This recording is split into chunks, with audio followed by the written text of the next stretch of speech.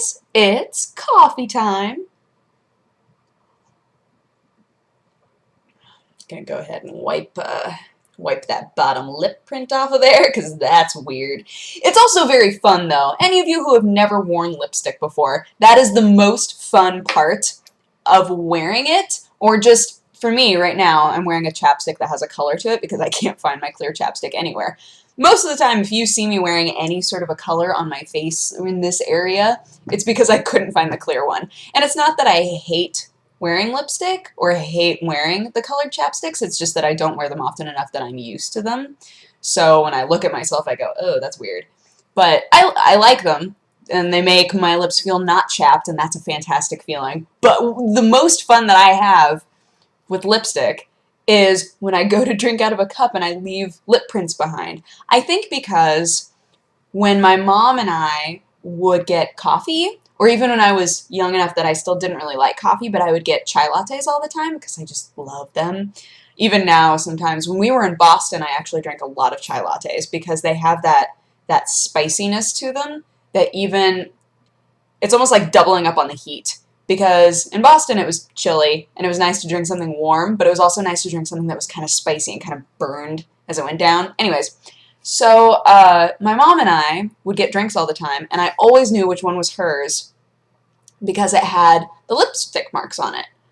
And so there was a point, you know, when I turned like 13 or 14 that I got really, really into the chapsticks that had fancy colors in them. And then suddenly, I didn't know whose cup was whose. And that was the most mind-blowing thing for me when I was like, wait, whose cup is that? And it was like, it was almost, I don't want to say that there was a feeling of like, I'm a woman now, because this is what my mom does, and now I've done it, and now I'm a lady. But it was just one of those strange things where I went, oh, that's a thing that has never happened to me before, and now it's a possible thing that could happen, and it's kind of fun. So this sounds so silly. This it sounds ridiculous that seeing a lip print on something that you made would be funny or fun. It totally is for me. I absolutely love it because it's so rare, and I always forget. Because to me, I'm not looking at myself. To me, I'm just living my life with not chapped lips. And to the rest of the world, it looks like I'm wearing lipstick. So it's the constant reminder. When I go to drink coffee, I go, ah! Oh yeah. And that's kind of fun. That was the weirdest tangent. So I packed, going to London today. Very excited. I took all sorts of pictures. I was trying to take a Sherlock Cat of the Day picture for Twitter. And he kept looking away from the camera so that he could try to like nuzzle my face, and it was so cute. And I wound up just putting up a picture of him licking my face because every time I got even remotely close to him, he was like leaning his face toward me, and it was so adorable, and I couldn't handle it. So I was like, well, I guess Sherlock Cat of the Day, once again, is going to be Sherlock Cat and Mom. And that's alright, because he was giving me goodbye kisses, and it was very sweet. Now he's passed out. He's done. He's done all the things he needs to do today. It's like, chased a fly, played fetch, licked Mom's face, done all the things that I needed to do. Haven't eaten yet. He'll wake up to eat, and that's about it. But I feel like, because remember, we got Sherlock when he was a year old, or that is what they think he was. And it's interesting because I feel like for the first year, he was extremely hyperactive and just had a ton of energy. And he still does. He has a lot of energy. But I feel like I've now had him for long enough that I'm seeing him, you know, kind of get out of his teenager phase and be more just like, all right. And it's so weird. I'm like, you're turning into a really chill cat, and I don't know how I feel about it. I mean, in the moment I don't like it, but I like him waking me up in the middle of the night to play fetch and me going, no, go away, because it's, later on, it's adorable. At the time, I'm just so upset because I want to be sleeping. But did you know there are apparently apps that you can buy? This is off topic.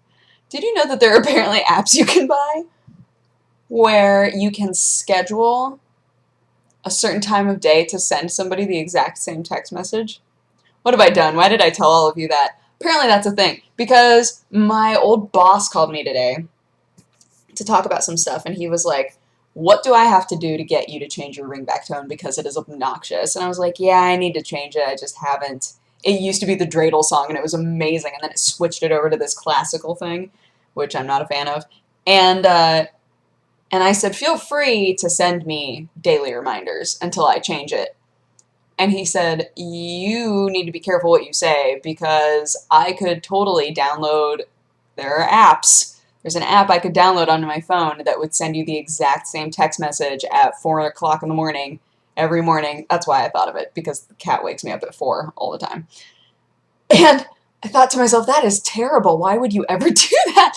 Like, there's somebody out there. There's somebody out there who is real vindictive and found that app, was like, I'm going to have a text sent to him at 3 a.m. every day. And it's just going to say, why? Question mark. And that's it. It just sends every single day. How upsetting would that be? Like, can you report somebody for that? Like, does that count as, like, spammy stalkerish behavior? Like, what do you do if someone does that?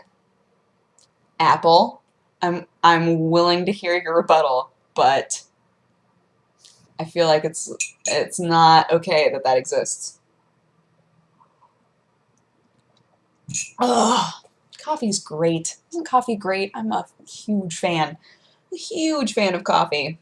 But yeah, so I am going to the airport with Aaron. Not with Aaron and Jesse. But it's fine because I'm going to spend tons of time with Jesse. And yeah, it should be fun.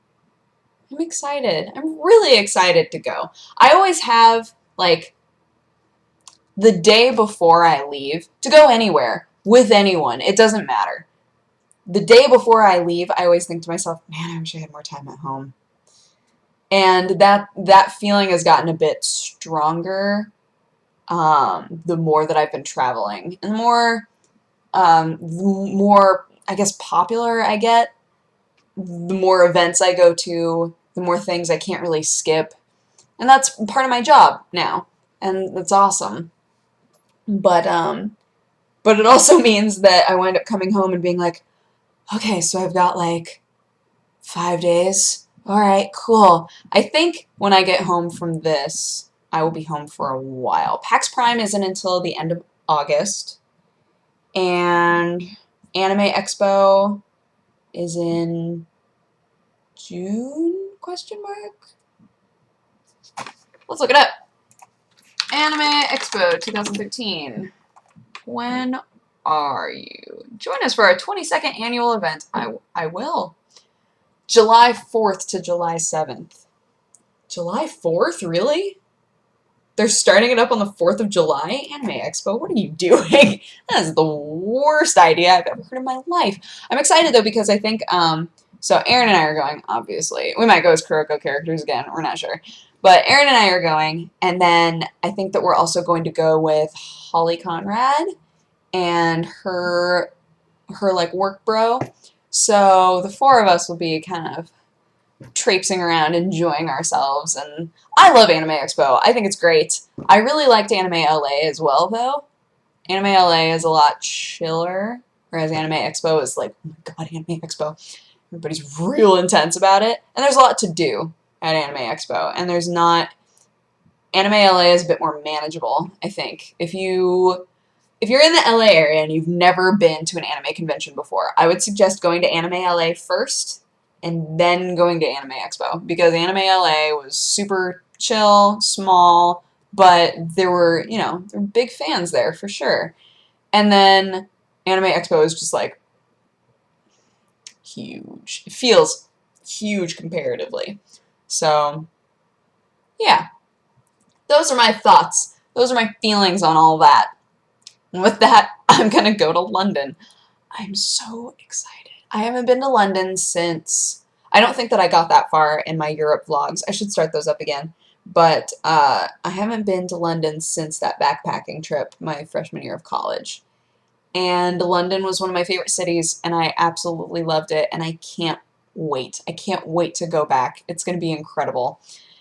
And I'm excited to go to like some other cities as well, and we'll try to announce where we're going to be, like what cities we'll be in at whatever time. So if you see us, feel free to say hi. It's going to be fun.